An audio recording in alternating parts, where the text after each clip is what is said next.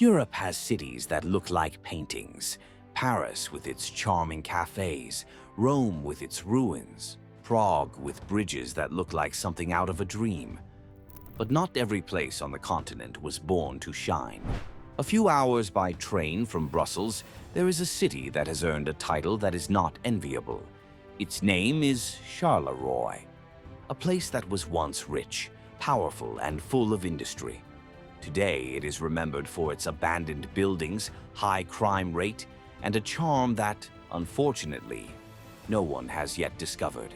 In today's Bello Mundo, we will take you to Charleroi, the city known for being the ugliest in Europe. Number 1. Location and geographical data. Charleroi is located in the middle of Belgium, about 60 kilometers from the capital, Brussels. You can get there by train, car, bus. It's close, about an hour away. On the map, it appears right next to the Sambre River Valley, surrounded by low hills, train tracks, and neighborhoods that spread out as if they had no end. From a distance, it looks like a medium-sized city, but when you get closer, you realize that it is much bigger than it seems. In fact, it is one of the largest in Belgium. This is because in the 70s, Charleroi merged with 14 other smaller towns around it, forming an extensive, fragmented urban area. It is one of those places that you drive through for half an hour and still wonder if you are in the same municipality. Much of the city is flat, full of wide avenues, overpasses, residential neighborhoods that look abandoned, and many old industrial warehouses, some still standing, others just shells. The landscape is dominated by concrete, railroad tracks, and utility poles. Nothing like a postcard. And despite being in a central, well-connected region, the feeling is one of isolation.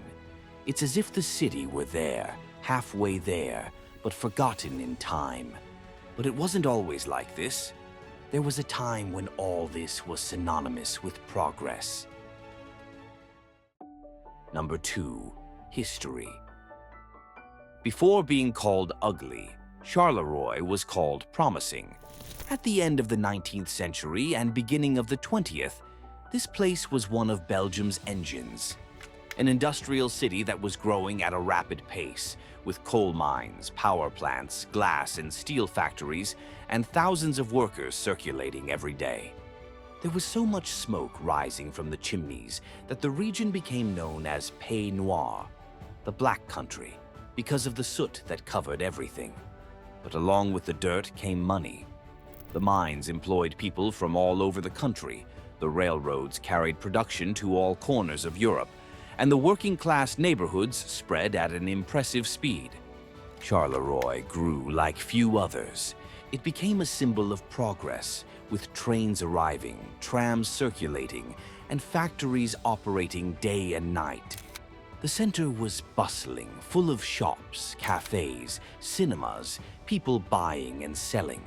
There was even a time when they said it could compete with Brussels in economic importance. But this heyday did not last long. The First World War came, and the city, which had become strategic because of its railways and industries, ended up becoming a direct target. Number 3. War, destruction, and reconstruction. In 1914, the German army invaded the region and turned the city into a combat zone. Much was destroyed. Houses, churches, warehouses, train lines. The city that until yesterday was a symbol of development became a battlefield full of smoke and debris. When the war ended, the reconstruction effort began. In the 20s, the city tried to catch its breath. Some industries resumed operations, buildings were restored, and urban life was reorganized. But the sparkle was no longer the same. The world had changed, and Charleroi was no longer that unbeatable industrial star. Even so, it moved forward, until World War II came and everything repeated itself. The city was bombed again, lost even more infrastructure, and many factories closed their doors for good. What was left of the Golden Age turned to rubble. After that, What we saw was a slow process of decline. Number 4. The decline. When the war was over, the world moved on, but Charleroi was left behind. The mines began to be abandoned, production fell, and little by little, jobs disappeared. What once provided employment for thousands of people became an empty hole filled with stagnant water, rust, and overgrown weeds. In place of smoke and progress came unemployment, abandonment, and silence. The city that once seemed unstoppable was now struggling to stay afloat. The steel and glass industries also began to disappear. Those huge factories, which had been a source of pride, ended up becoming abandoned concrete skeletons. And with them went the jobs, the crowded trains, and the vibrant commerce. The city entered a cycle that was difficult to reverse. People were unemployed, young people were leaving, buildings were closing, and companies were going bankrupt. It was like watching an entire city slowly fall apart, with no one able to stop it. In the 80s and 90s, the situation became even more visible. The urban center lost its vitality. Facades began to peel, trash accumulated on the sidewalks, and vacant buildings became part of the landscape. Instead of receiving investments, Charleroi began to be avoided. While other cities modernized, it only accumulated unfulfilled promises. The image of power was a thing of the past. The present was one of abandonment. And it was in this scenario that years later came the title that would put the city back on the map, but not in the way it wanted. Number 5. The election of the ugliest city in Europe. The year was 2008. A Dutch newspaper decided to conduct a poll to elect the ugliest city in Europe. It was meant to be a joke, one of those lists that go viral on the internet. And guess what? Charleroi won by a landslide. As expected, the title spread quickly. In no time, magazines, blogs, and travel channels were all calling the city the ugliest on the continent, or worse, the ugliest in the world. And the funny thing is that no one was very surprised or offended. The fame caught on because it made sense. You only had to take a walk around the city to see the number of graffitied buildings, poorly maintained streets, abandoned train stations, and industrial structures rotting away with time. Many people said it looked like a Soviet city forgotten in the middle of Belgium. There was one area in particular that became a symbol of despair. It is a stretch called Route de Mons, a long avenue that connects the center of Charleroi to more remote neighborhoods, and has been dubbed by travel blogs as the most depressing street in Europe.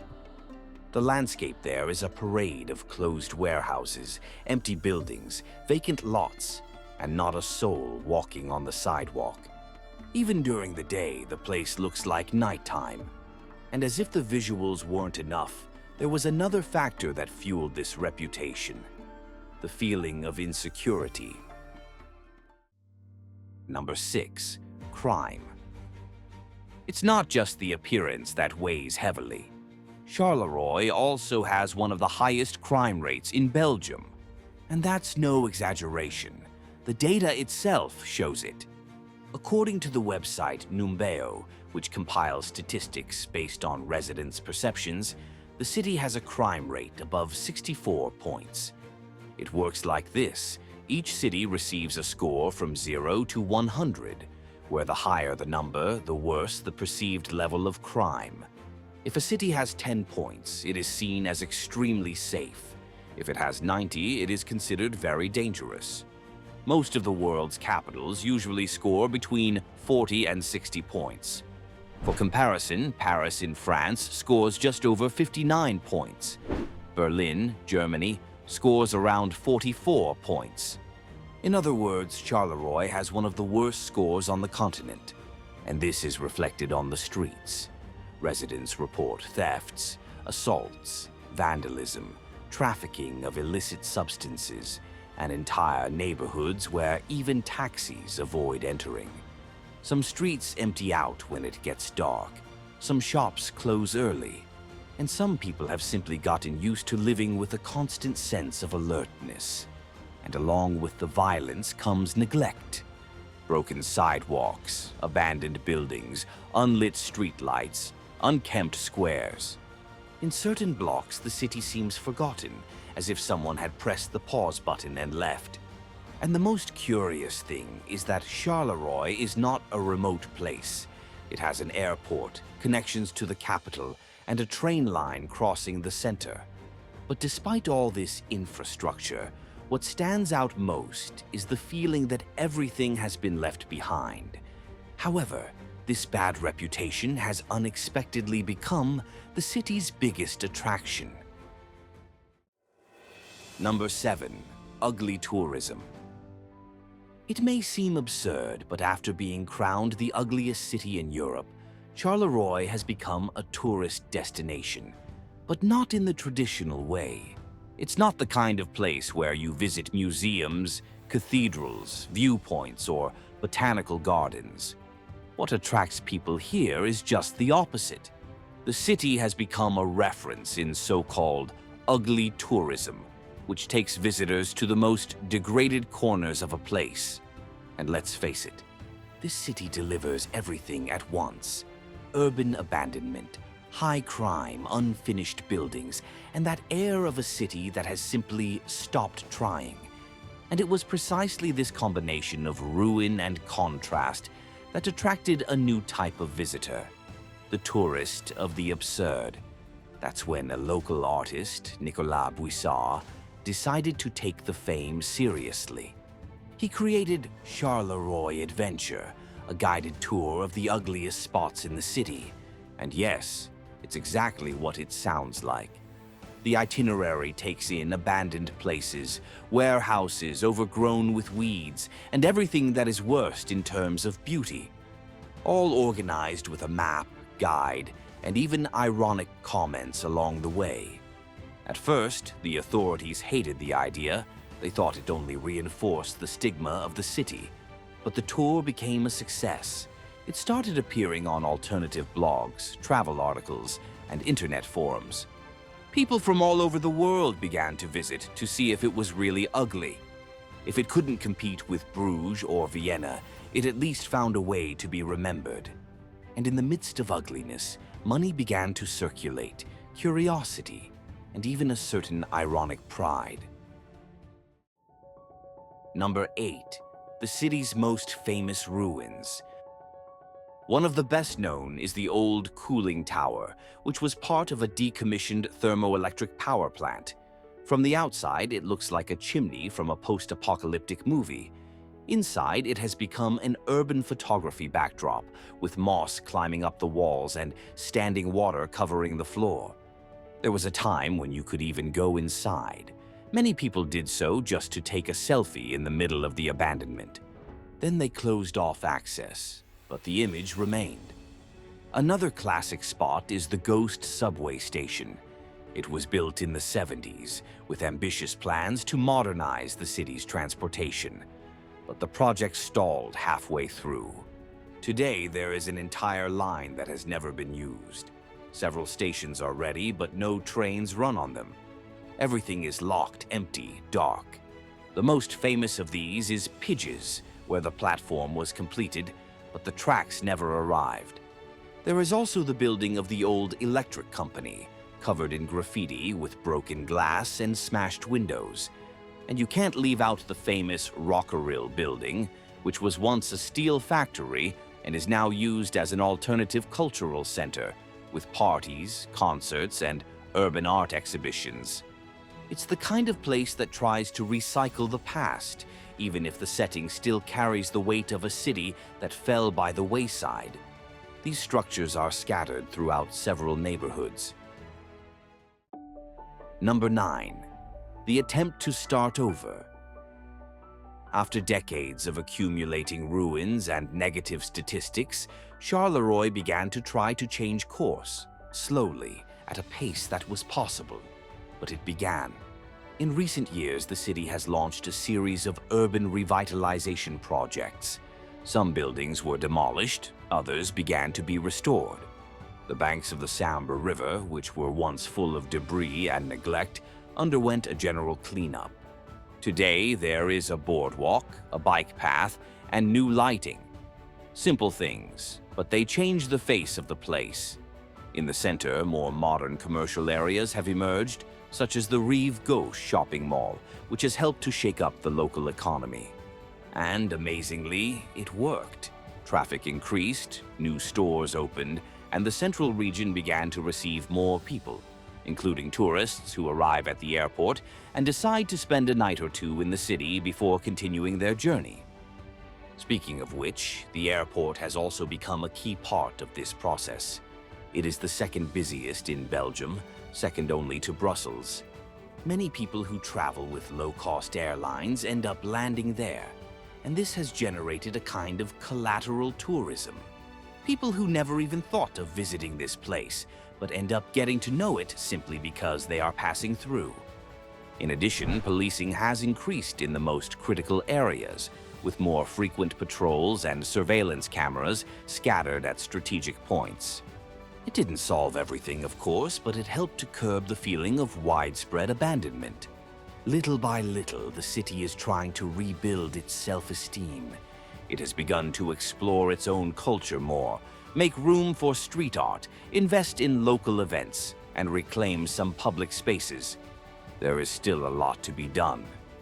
But for the first time in a long time, it's fair to say that Charleroi is trying to raise its head. Number 10. Future. As we mentioned earlier, despite its efforts, Charleroi still has many unresolved issues. The urban landscape continues to be marked by scars. Even with renovations here and there, the number of abandoned buildings is still high. Entire neighborhoods still have poorly maintained streets, crumbling facades, and buildings that seem to have been forgotten for decades. Unemployment is still a chronic problem. The city is trying to reinvent itself by investing in technology, logistics, and services, but it is not always able to absorb the workforce that has been left behind by heavy industry. Many people live in difficult conditions, depending on social programs or seeking work in neighboring cities. And then there is the issue of image. Despite campaigns, cultural events, and visible improvements, the city's reputation as ugly and dangerous still sticks. It's the kind of label that takes a long time to shake, even when things start to improve. Alternative tourism has helped to attract a new perspective, but it has also reinforced the idea that the city is only worth visiting for its absurdity. It remains to be shown that there is life beyond the ruins. Now I want to hear from you. After everything we've seen here, do you think Charleroi really deserves the title of ugliest city in Europe? Comment below, I'd love to hear your opinion. If you liked the video, leave your like, subscribe here at Bello Mundo, and activate the bell so you don't miss the next curious destinations we'll be exploring around the world. Thank you very much for your company. See you on the next trip.